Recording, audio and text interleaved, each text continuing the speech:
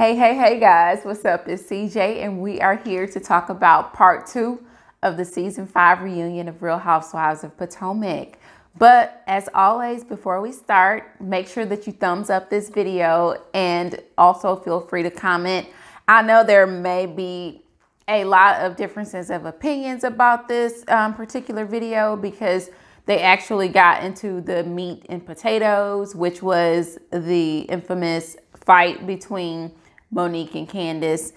But we are going to remain respectful as always, and we are going to value the other's opinion without getting disrespectful, because that's not what we do over here. But anyway, and also make sure that you subscribe to my channel, because we will have part 3 when it comes out, and that's supposed to be a 90-minute review, or a 90-minute reunion piece. So I guess that will be a little longer, but this one shouldn't take long. So let's get right on into it. Now, this one picks up with Giselle, and Giselle pretty much, because it ended with the infamous read by Monique in her binder, reading Giselle with Jamal's, spreading his business all around. And did y'all catch his response video to what Monique said? He didn't really attack Monique, but he did attack her husband, Chris. But I didn't bother to do a video on that. There were tons of other videos. So if you have not seen it, just look it up. I mean, they are all over the place. But anyway, Giselle tells us that she has been beyond transparent when it comes to the relationship that she and Jamal Bryant have. Everybody else kind of begged to differ a little bit.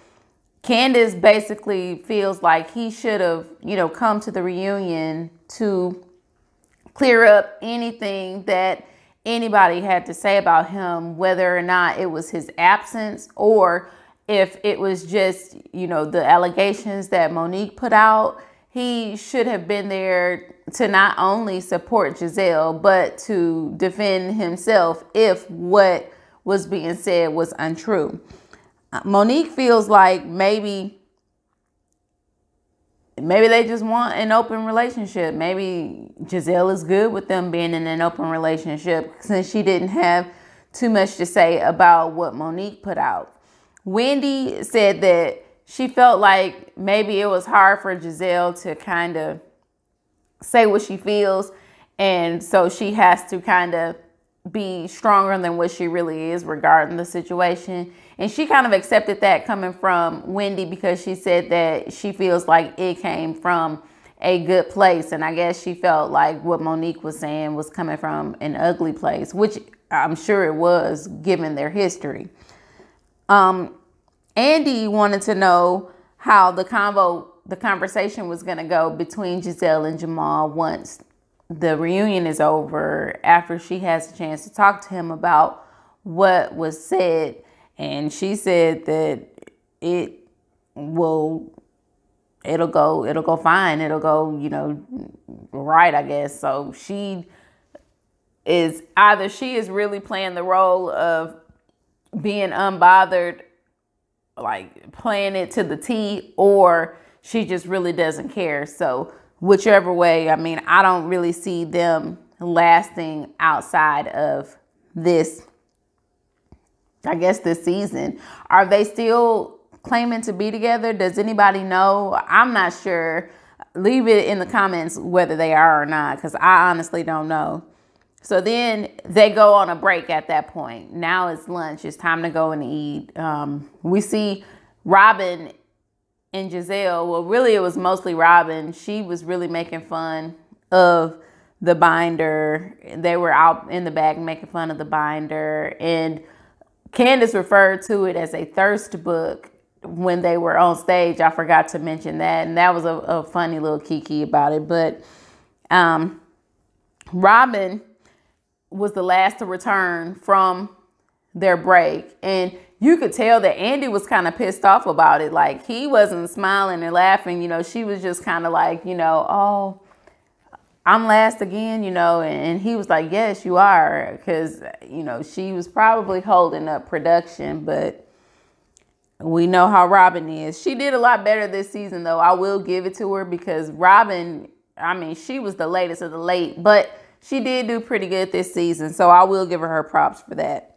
Now, when we come back, we revisit her portion of the season, all the way from her broken booty hole, all the way down to Michael's infidelities. And Andy was kind of reluctant to go in the way he wanted to, just because we know Ashley is in kind of a sensitive state right now, being that she's pregnant with her second child. So he didn't want to go in the way he normally does, but he kind of, had to for the sake of us getting the information. And we wanted to know, first off, why wasn't Michael there? And Michael is not there, according to Ashley, because he had a wedding in South Carolina. A friend was getting married in South Carolina, and so he was there.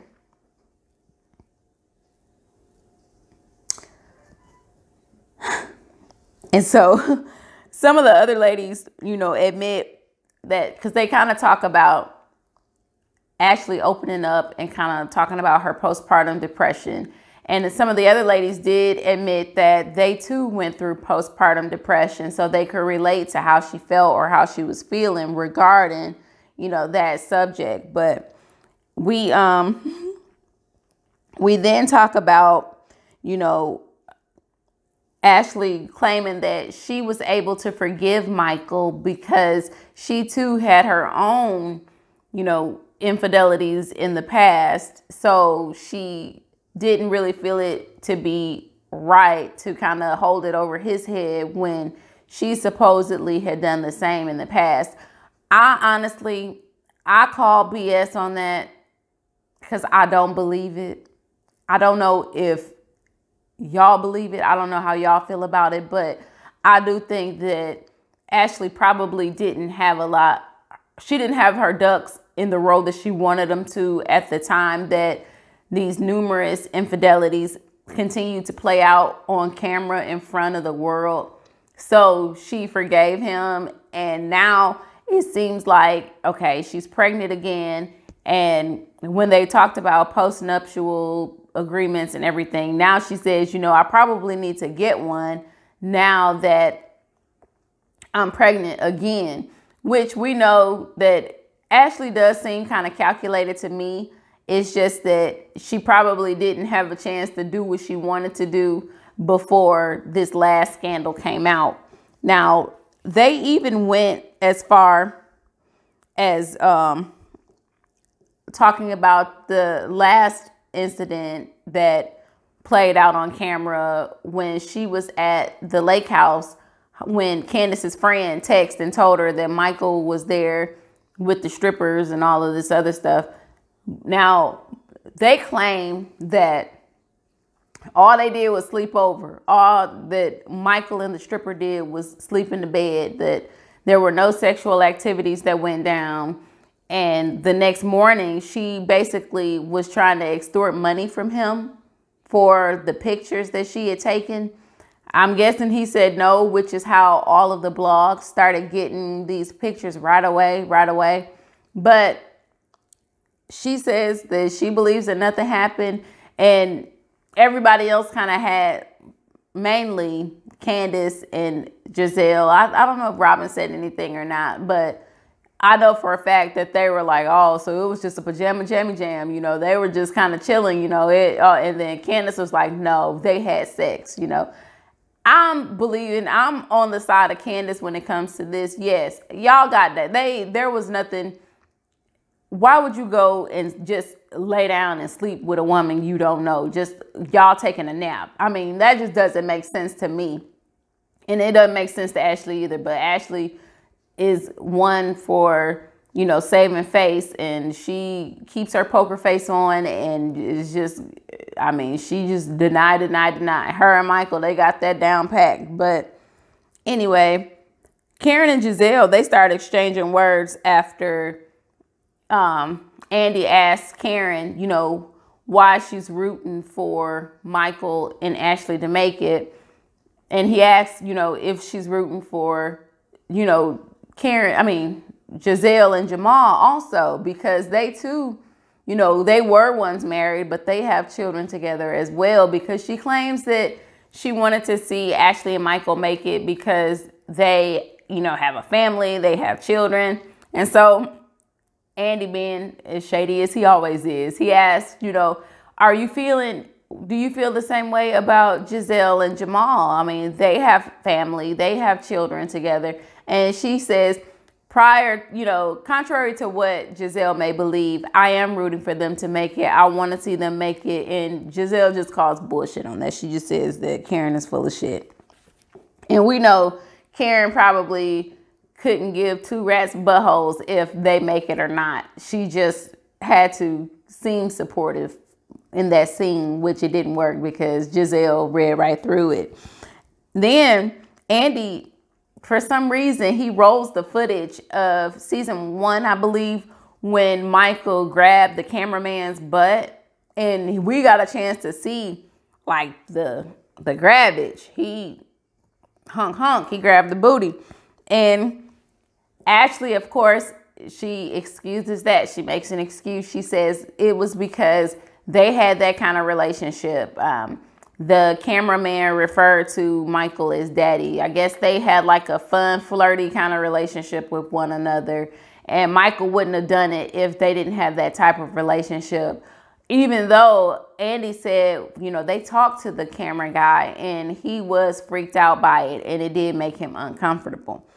But of course, Ashley claims that that's a lie, that they are, you know, good and they were friends and blah, blah, blah, which kind of caused Candace to kind of chime in about affidavits and stuff, where Ashley again, you know, is writing untruths in affidavits and everything, meaning her part that she played in writing that statement for Monique, the character statement on Candace about their butter knife incident last season. But I mean,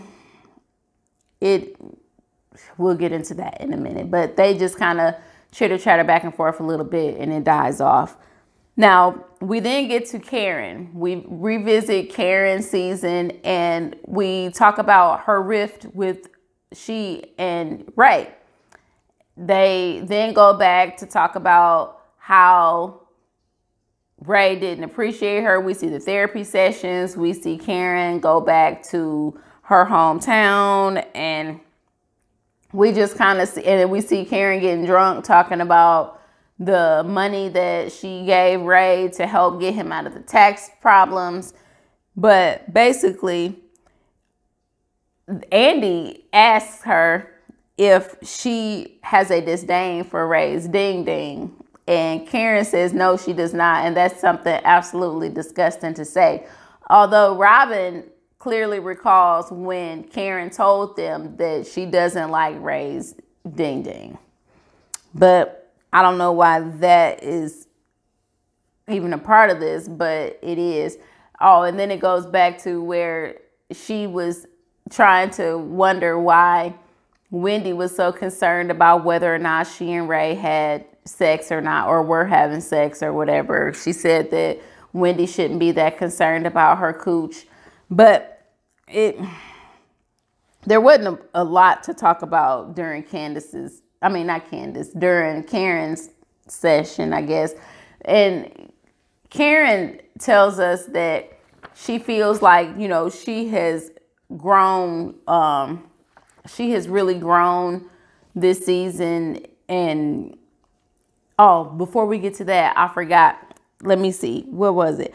Oh, Andy he asked a good question. He wanted to know if the ladies, now that they're making money, you know, how does that play a part in their marriage? Because the husbands were normally making all the money. Now the ladies are definitely getting paid, because this franchise of Potomac is definitely becoming a fan favorite. It is my favorite, in putting Atlanta, you know, below it. But Monique basically says that this little bit of money ain't nothing. Her husband, still makes quite a bit more money than she does.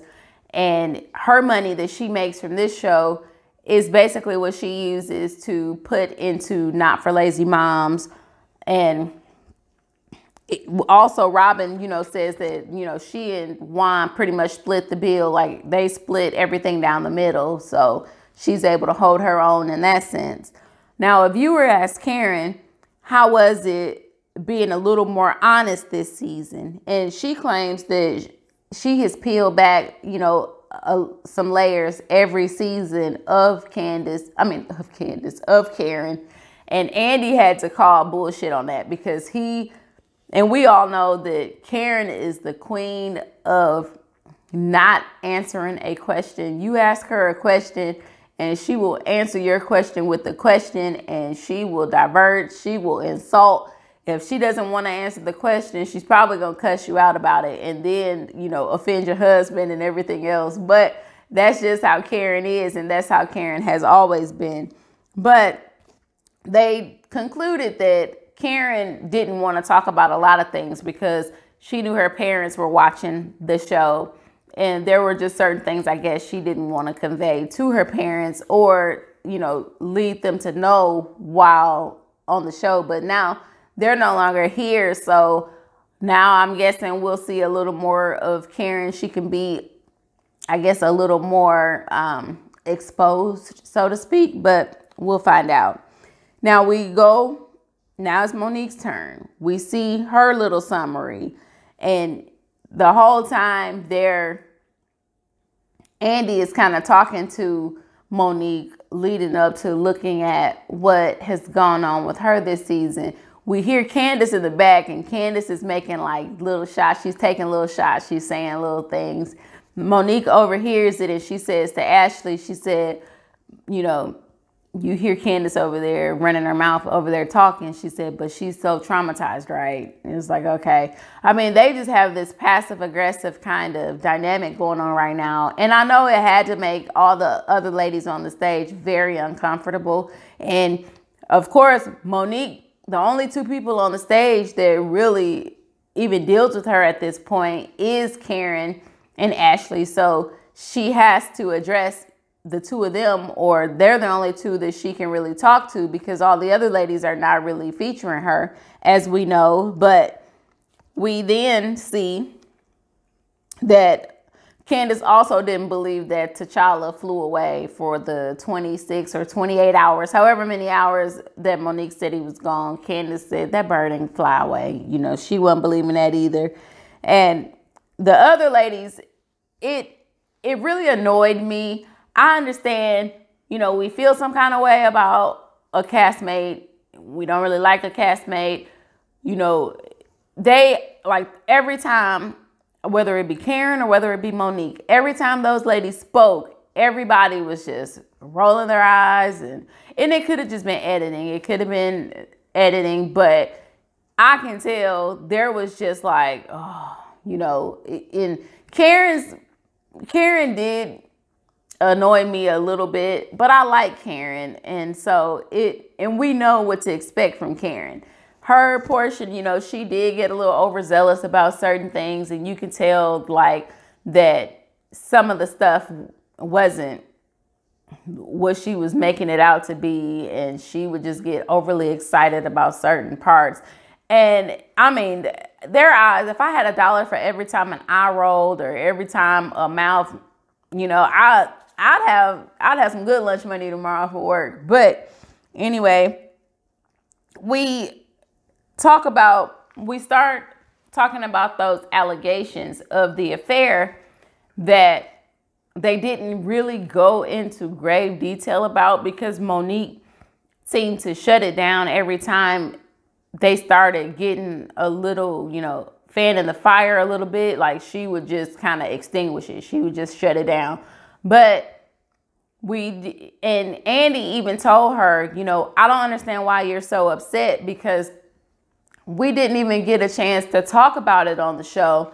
And she says, yes, we did. Giselle brought it up. Giselle, and we saw the clip where Giselle said, you know, Monique got a wee bit too comfy with the trainer, and they were going around town, gallivanting around town or whatever, and she referred to him as her side piece and all this other stuff. But we did see that, and that was about as far as it went, because Monique would kind of retreat every time Charisse would come into play, and Charisse supposedly helped her former friend Gigi kind of bring this rumor into the actual cast, I guess. But I don't know. But anyway, Karen tells us that it was Giselle who was trying to get this rumor introduced into the season. And Giselle was like, oh yeah, it's always Giselle. It's always Giselle. And Candace even confirmed that, yes, we went to dinner, and she did a live with somebody. And she said, yes, we did go to dinner. She wouldn't name names at the time, but she said this was brought about. She didn't feel comfortable with this because Monique was her friend. And she said that she couldn't remember whether or not she did or not. But she says that she went and told Monique that this is what they're trying to introduce into the season. Now, that's Candace's side of the story. Monique sees it from a different standpoint, because she says, why would Monique even bring Charisse around if she knows that Charisse has a lot to do with this rumor? And Candace says that Charisse was her friend, so she was not gonna, not bring her friend around for certain things like her anniversary party. And if it was really innocent, or if it was a lie, then she almost feels like Monique wouldn't have retreated or wouldn't have ran away every time she saw Charisse. But Robin just feels like, I don't understand why y'all are giving Charisse that much energy in the first place. But Charisse isn't even on the show, so I don't even think that you should have been featuring her the way that you were. Now, after all of that, and we didn't really get whether or not it was, false or whatever, we then move on to the fight. We want to talk about the fight at this point,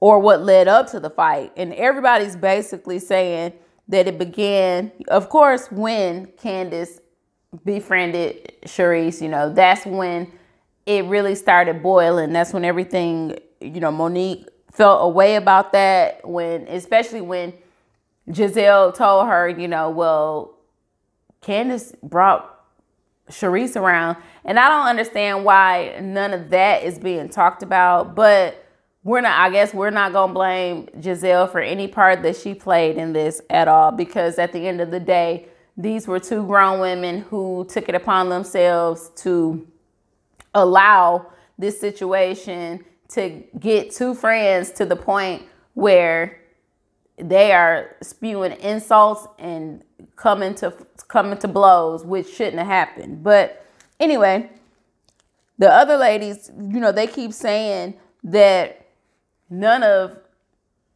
Monique's recollections are true, are accurate, that the way she recalls this fight happening, it didn't happen that way at all. Even though we do find out that they do a still shot of the hand that was on Monique's shoulder, the push that I guess started, fists to flying. But it was Giselle's hand, and Giselle says that it wasn't a push.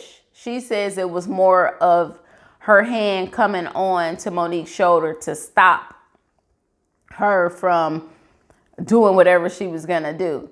Now, I don't think that she shouldn't have put her hand. They should have just stayed out of it. Security and production should have just got in there as fast as they could, because Monique saying that when she got pushed, at that point, she was on go. She just felt like, okay, it was time to fight.